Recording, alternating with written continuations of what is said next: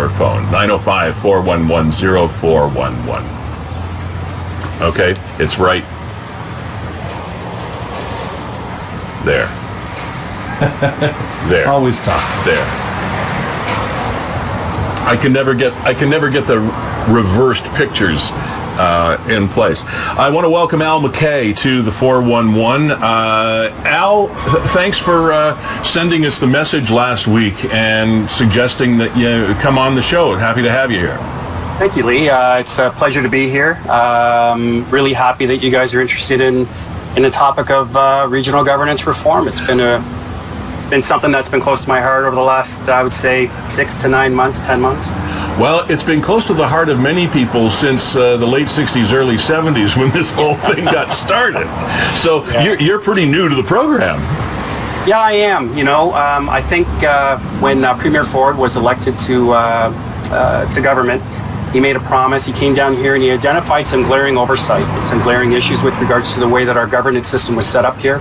He identified that we had way too many politicians.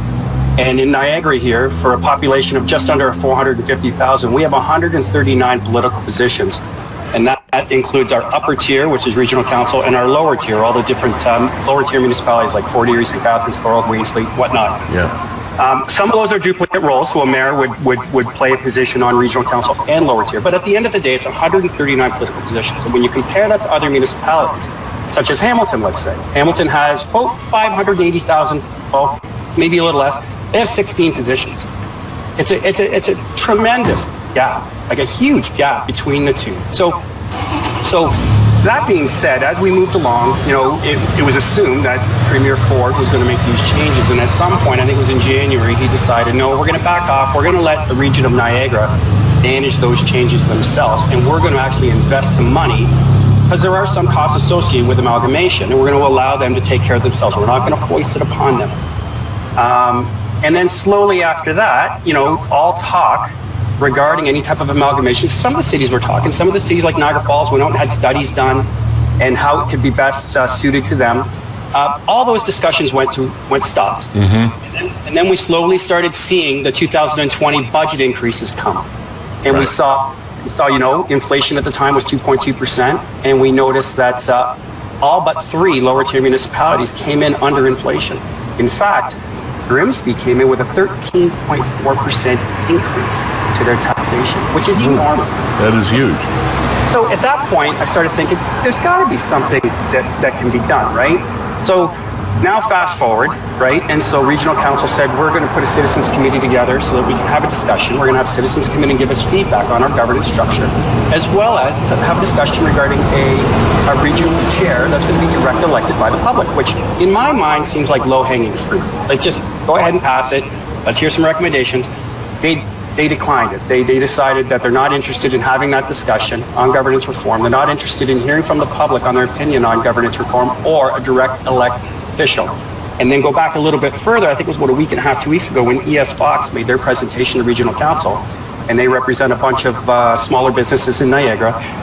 And the decision was not even to have a discussion regarding what they were talking about. They had expressed that they're experiencing some significant financial issues. They've been forced to change structurally in how they deliver their businesses. And instead of debating the issue, they just deferred the issue, pushed it aside, which sends a really bad and a strong message to the public that, come on, we need to make some changes. If small business is forced to have to make these changes in order to manage, and council is not willing to do the same, like regional council or any of the lower tier municipalities, it just sends the wrong message to the public, and something needs. The people that are watching this stream right now, Al, might be asking themselves a question, and so I'll ask the question of you, so that it'll answer theirs. Who is Al McKay? What do you do? And you're a Grimsby resident, correct? Actually, no. Sorry, I live in St. Catharines. Oh, you live in St. Catharines. Oh, Garden City, beautiful city of St. Catharines. Very happy to be here. I used to work for the region. I was with the region of Niagara for about 22 years in various capacities. I worked in the finance area. I actually worked for the ambulance service there for about 5 years. I did all their administration, bought ambulance, budgeting, finance. Okay. Quite often the council. And now I work for a disability insurance firm.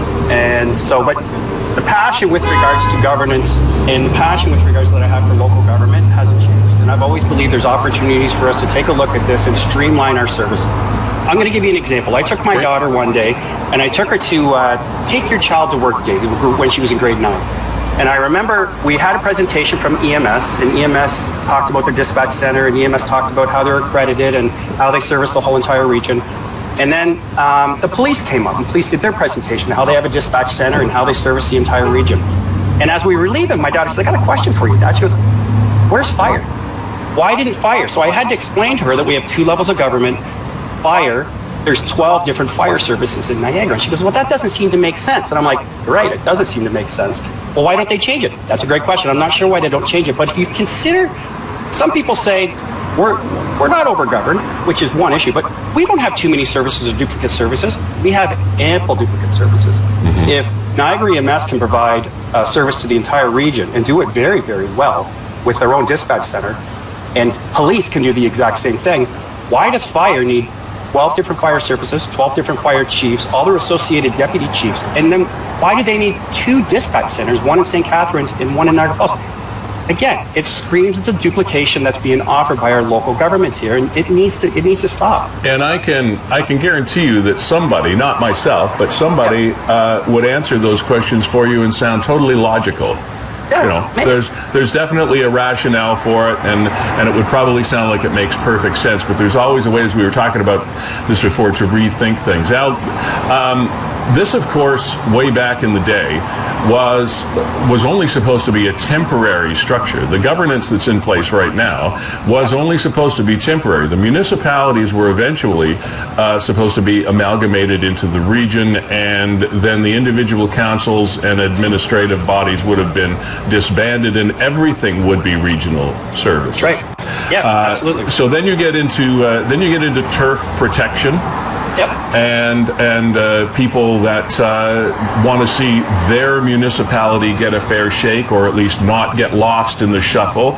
And you've got big municipalities like St. Catharines, you've got small ones like Wainfleet, and nobody wants to feel that their constituents are going to be left behind. So what was supposed to be a simple concept turned into quite a tangled web, and we find ourselves still stuck in that web today. Absolutely. And I don't see it changing from the regional level or the municipal level. It's going to have to come out of the province. Absolutely. I could not agree with you more. And we talk about turf wars, and we talk about, I believe that our current 139 political positions are dysfunctional. They're all, and I get what they're trying to do. In City St. Catharines, we're watching out for City St. Catharines. In Grimsby, we're watching out for Grimsby. But by doing all of this, right, I mean, we can look at some recent examples where you can demonstrate that politicians are working in these silos, that we're St. Catharines based. Just look at the recent mask issue, right? St. Catharines passes a mandatory bylaw for masks. Niagara Falls hasn't passed anything. Niagara Lake passes one. Regional Council can't make a decision. They're 50-50 split. There's just no consistency in working together to move forward. Another good example that just passed recently was the garbage issue, right? Yes. Niagara Falls was going to take the rest of the region to court over garbage. How would you like to be a resident in Niagara Falls and take the region to court for garbage and have to pay your property taxes, the expenses related to that, on both sides of the argument? Your regional taxes and your city tax. It just does not make any sense. It's something that definitely is going to have to be fixed. And even the people that are the politicians in the municipalities, I think in the corner in the dark, when they're just having a private conversation, would totally agree that we're overrepresented. And there's still a way for smaller communities to be overlooked just because of the way the governance structure is set up. So it's a sticky wicket. It's a multi-headed monster that we're dealing with. But the other thing that you can probably take to the bank is, with all of these other things going on in our lives, with all things related to the elephant in the room, which is COVID, we're not going to get there anytime soon. No, we're not. And unfortunately, what'll be really interesting is noting that we had such significant tax increases in 2020. What upper and lower tier municipalities will bring forward in 2021. I'll be very interested to see the types of things they bring forward. When I see some of the politicians being interviewed from the lower tier municipalities, they talked about the provincial bailout or the federal bailout of money. When they said, if we don't get that money, we have 2 options. We are either going to cut service, or we're going to raise taxes.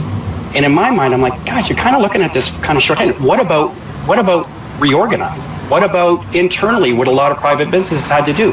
What about instead of asking for a handout, you take advantage of the hand up, the $143 million the province promised or offered you to help with those costs related to amalgamation. And maybe that can help bail us out, but nothing. They don't talk about that. They put that in the corner and they say, we don't want to review regional governance.